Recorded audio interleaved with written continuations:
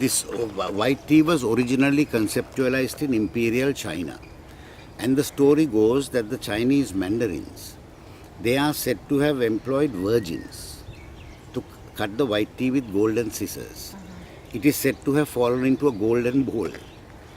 It's like a fanciful fairy tale, but I will try to connect it up for you. And it fell into a golden bowl, and it was given as a tribute to the emperor. This was during the Song and the Tang dynasties. And they say the only part of the human anatomy that touched the tea were the lips of the emperor. Now that is a story. It is contained in all the books of tea law. A British colleague of mine, however, told me, look, the Chinese are not doing this anymore. So why don't you consider recreating the ritual here? Now I was very interested in that. But you know, I used to work for the British plantations for most of my life. 35 years I worked for them.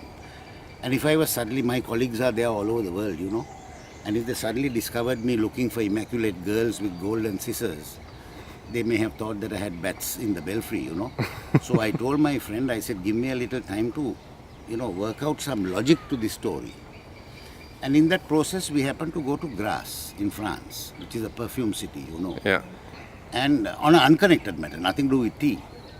And there I met a very old man who was a perfumier. That guy, while I was talking to him, he had about 10 or 15 small parcels of jasmine flowers. You know, very small parcels.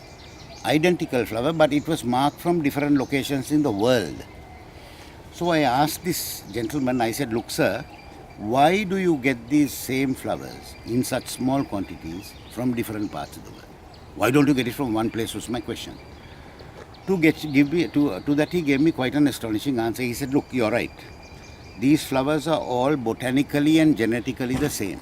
However, they are distinctly different one from the other. I asked him what was the difference. He said that the difference was in the smell of the sweat from the hands of the pickers. Then, I couldn't figure that one out.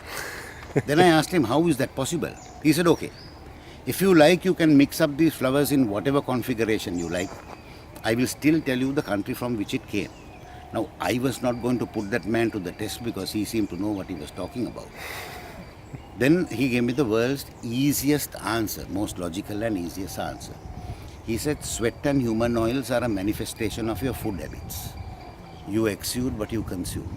Yeah. And inevitably, you leave a trace of that in whatever you touch. You know. He said, for instance, some flowers coming from the northern part of India, where they are principally people are vegetarians, would be very pleasant smelling.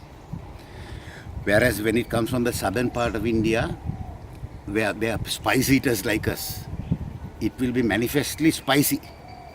So then I realized, Tom, that the Chinese mandarins were trying to give their emperor an uncontaminated tea. You know, that was it. We made the tea. Of course, it became an enormously successful world story. BBC, CNN, and Agence France Presse ran a 15-minute documentary on this film. I'm trying to connect up the story to you. And of course, that evinced a lot of interest from all over the world. Then a Middle Eastern royal house, consequent to this film, they said, look, we are interested in the purchase of this tea. If you can allow us to come to your plantation and make an analysis, take a sample and get it analyzed. I saw no objection to that. They took the sample and they sent it to SGS of Switzerland, you know. And from there, it came back with the unanticipated revelation that this tea had 10.11% antioxidants. Now that is the story.